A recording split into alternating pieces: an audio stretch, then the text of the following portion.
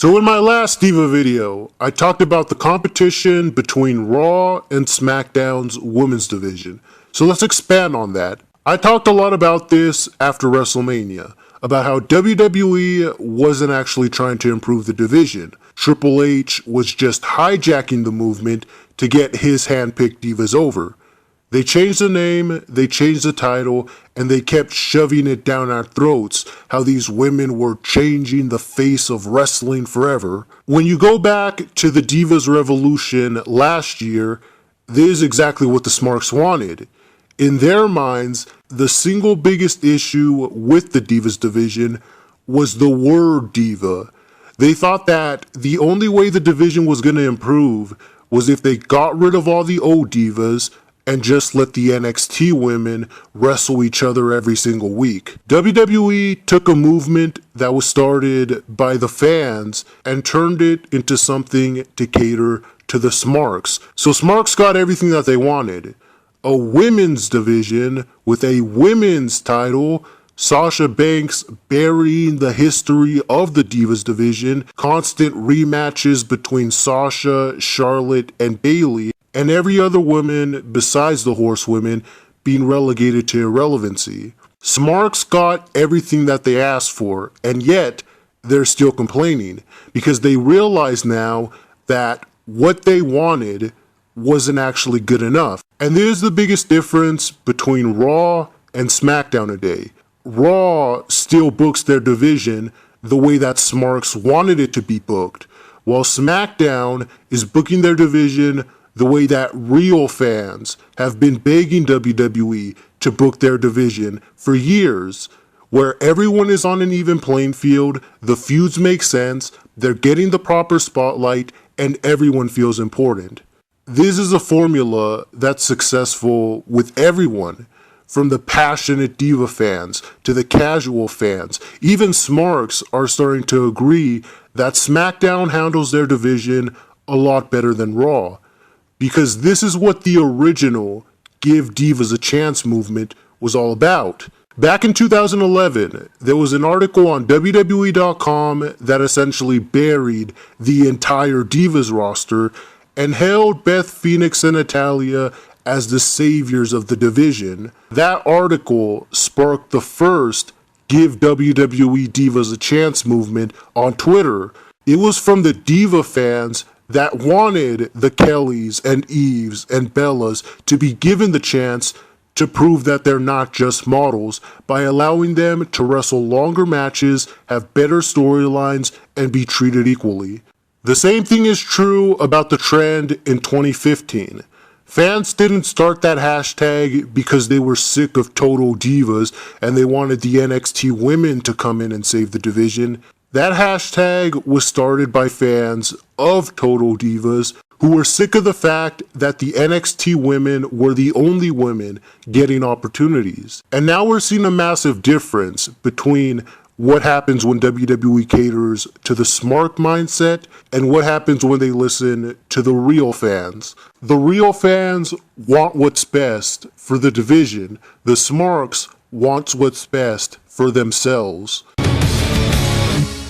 So breaking the fourth wall a little bit here, I'm in a bit of a rush to finish this recording, so there's a lot of stuff I'm not going to be able to talk about this week, so I'm just going to speed through some stuff before I move on. It's going to be Charlotte versus Sasha Banks versus Bayley this Sunday at Clash of Ryback.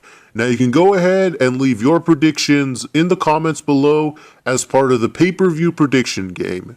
Now originally, I would have predicted Charlotte to win this match, but since she came out on top during the go-home show, that usually means she's going to lose.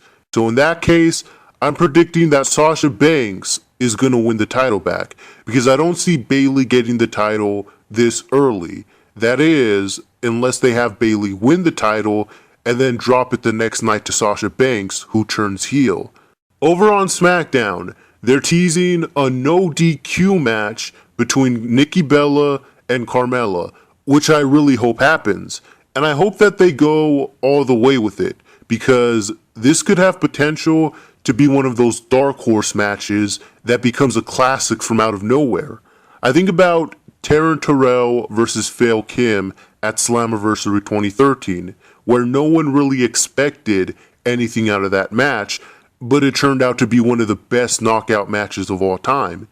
If they let Nikki and Carmella do something like that, where they pull out all the stops, have all these great spots, and are able to tell this incredible story, this could really raise the bar for the division. A couple other things I wanted to mention real quickly.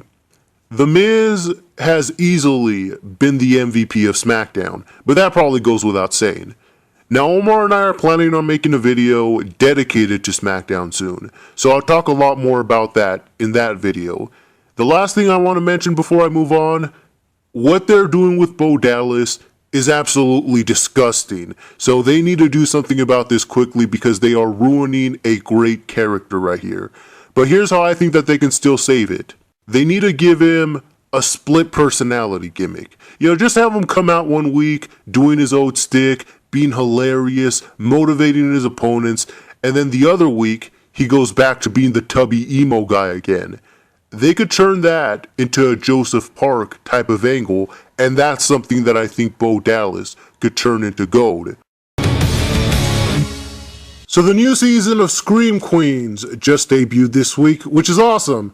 Not just because Emma Roberts is the greatest actress in the history of the universe, but because this show revived the parody genre. We haven't had a really good parody since probably Scary Movie 3, so this show helped change that. Now, as far as this season goes, it's a little bit of a mixed bag so far. I'm a little disappointed that they were so quick to wrap up the first season, because I thought they could have still milked that story a lot more, and there was a lot of potential for Esther to play a role in this season, whether it was as a red herring, so that when the killing started, you didn't know whether it was her again, or whether it was a new killer, or whether she would have joined up with Jamie Lee Curtis and all of them to help them solve who the killer was, since she herself was a killer. Now, I get why they wanted to wrap everything up. The Chanels are the greatest characters in all of television, so of course you want them to play a big part on the show. But I think they still could have done that even with them in prison. They could have easily come up with something like that they're working at the hospital as part of a community service or something. Regardless though, the Chanels are back, we have a new killer on the loose, and Zayday is taking over the role as the final girl, which is kind of funny because both MTV Scream and Scream Queens had this problem last year where no one really liked the final girl. They were more interested in the best friend. Now, as far as killer predictions go, this episode didn't really leave us a whole lot of clues to where we can make an educated guess, but if I had to make an early prediction based off nothing, I would say that Zayday Williams is the killer, but seeing as how she got away with it last time, she'll probably get away with it again this time, so in which case, I'm just going to say that Taylor Lautner is my pick for the killer. But what do you guys think? So American Horror Story just came out with their newest season, and no one knew what to expect because they've been keeping the concept a secret this whole time. And the one concept that no one speculated was the one that they went with, a mockumentary style. And I kind of like this concept because there's something about the documentary style that adds an element of realism to it. If you've ever watched any of these types of shows before, you know that just the idea of them being true stories makes watching the reenactment that much more terrifying, especially if you're able to suspend your disbelief long enough to where you can buy into the idea of ghosts and cults and wallpaper coming off easy. Okay, maybe the wallpaper thing is stretching it a little bit. That's probably too unrealistic, but you get the point. If you can suspend your disbelief long enough, then it starts to feel more real. So this season has a unique element, which gives this the potential to make this the scariest season of the series by far. So in the match we've all been waiting for, God Emperor Trump debates Hillary Clinton next week. Now anyone that's been keeping up with the news knows just how desperate Hillary Clinton's campaign is getting. They're panicking because Donald Trump's numbers are rising, and normally when that happens, they would just wait for him to say something stupid and blow it out of proportion. But they can't do that anymore because Trump finally has his act together. So because Donald Trump is doing so well for himself, he's forcing Hillary Clinton to come from out of hiding because she can't just sit back and let the media do all the work for her anymore. And all that's done is make things even worse for herself. And now we can see that she's practically dying right in front of us. So the whole establishment is panicking because they can't attack Trump anymore for what he's doing now. So all they can do is attack him for stuff that they've already attacked him on. He's a racist. He needs to release his tax returns. He said bad things a year ago. He loves Russia, and that's a terrible thing because we're trying to start a war with Russia to distract people from the DNC leaks. They're getting so desperate to come up with something to attack Donald Trump for that they're even fabricating their own stories, like that Pepe the Frog is some racist Nazi symbol. In fact, right now, the same guy that pays internet trolls to pretend to be Hillary supporters to manipulate millennials is now offering money for other people to try to dig up dirt on Trump because they can't find any new material themselves.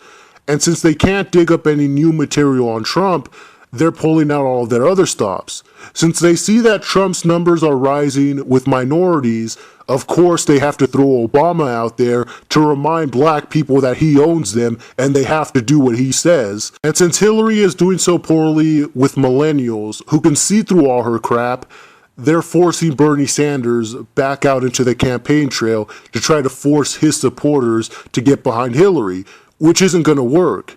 Because as much as we respect Bernie for starting this movement, we can see through the facade. Because if they really cared about stopping Trump, then they wouldn't have screwed Bernie over in the first place. The media is so desperate to protect Hillary that now they're even censoring anything that they know could hurt her chances of winning. They're even censoring things that could help Trump win. They're not even trying to hide it anymore. They're in complete and total panic mode. And that's why we can expect that the debate next week is going to be completely stacked against Trump. We already saw this with Matt Lauer. They're trying to push this idea that the moderator needs to attack Trump more to protect the integrity of journalism. And while they're trying to push that idea, they're also pushing the idea that the moderator needs to be easier on Hillary because it's sexist to ask her tough questions. They know that the only way they can win is to stack the deck against Trump. Because Hillary is a terrible candidate. They can't win based off her merits. They have to attack Trump and try to bring him down. Just look at how much heat that Jimmy Fallon got for making Donald Trump look too good on his show. So they're going to pull every trick in the book to make Trump look bad. But on the plus side, the fact that they are this desperate and they are going through this much trouble to try to stop Trump tells me that at least the election isn't 100% rigged. If Donald Trump defeats Hillary Clinton, then it'll be the end of corrupt politics for good, because it'll prove once and for all that the people are too smart to be brainwashed anymore.